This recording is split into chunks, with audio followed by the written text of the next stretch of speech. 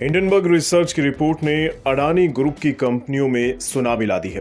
गुजरे कुछ वर्षों से शेयर बाजारों में अडानी ग्रुप की कंपनियों की तूती बोलती थी, लेकिन महज 2 दिन में ही ये पूरा खेल पलट गया है। कभी रॉकेट बनकर आसमान की ओर दौड़ रहे अडानी कंपनियों के शेयर अब उसी रफ्तार से जमीन की तरफ लौट रहे हैं। आप ये जानकर हैरान रह जाएंगे कि हिंडनबर्ग रिसर्च की रिपोर्ट के बुधवार को आने के बाद से अडानी ग्रुप की कंपनियों का ओवरऑल मार्केट कैप करीब 1/4 घट गया है। यानी इन कंपनियों का मार्केट कैप करीब 25% सिर्फ 2 दिन में ही गिर चुका है। इसका असर यह भी हुआ कि गौतम अडानी की नेटवर्थ या यूं कहिए संपत्ति भी बड़ी गिरावट का शिकार हो गई है। हाल के वक्त तक दुनिया के सबसे रईस लोगों की लिस्ट में तीसरे नंबर पर मौजूद गौतम अडानी अब लुढ़क कर 7वें नंबर पर पहुंच गए हैं।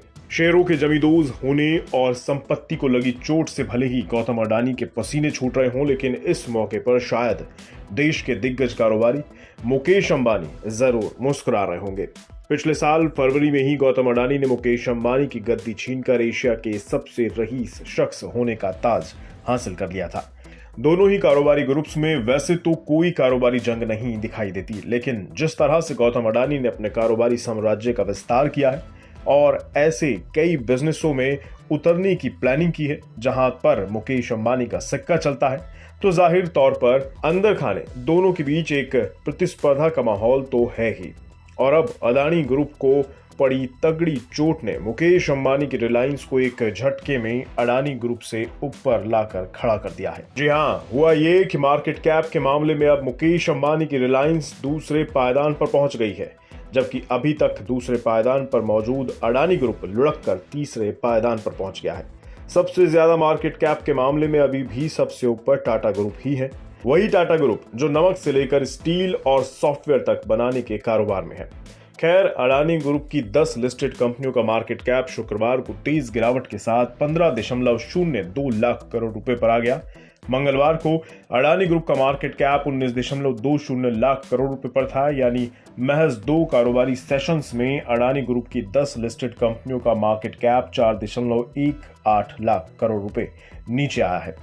दूसरी ओर मुकेश अंबानी की लिस्टेड कंपनियों का मार्केट कैप इन 2 दिनों में महज 3.21% नीचे आया है और शुक्रवार को इन कंपनियों का मार्केट कैप 16.03 लाख करोड़ रुपए पर आ गया है। मंगलवार को मुकेश अंबानी की कंपनियों का मार्केट कैप 16.63 लाख करोड़ रुपए था, यानी इसमें 60,000 करोड़ रुपए की गिरावट आई है।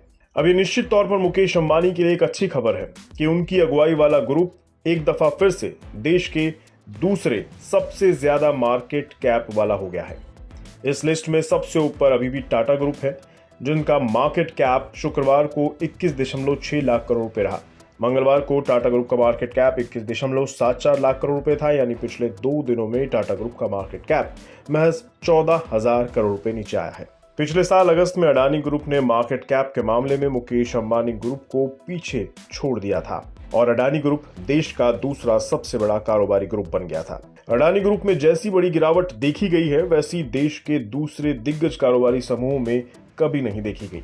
मिसाल के तौर पर राहुल बजाज ग्रुप की कंपनियों का कुल मिलाकर मार्केट कैप गुजरे 2 दिन में महज 0.24% ही गिरा है।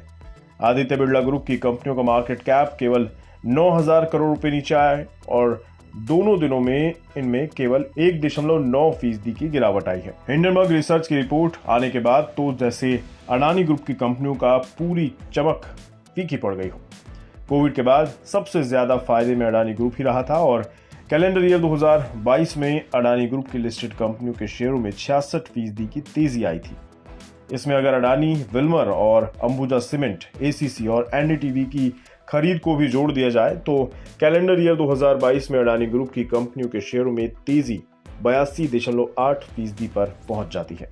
लेकिन एक रिपोर्ट ने अडानी ग्रुप के शेयरों को रिवर्स गियर में डाल दिया है। इससे शेयर होल्डर्स को भी लाखों करोड़ रुपए का नुकसान महज 2 दिन में हो चुका है और गौतम अडानी की संपत्ति में तेज गिरावट आ गई है। लेकिन अडानी ग्रुप में मचे हाहाकार से मुकेश अंबानी के चेहरे पर मुस्कान जरूर आ गई होगी।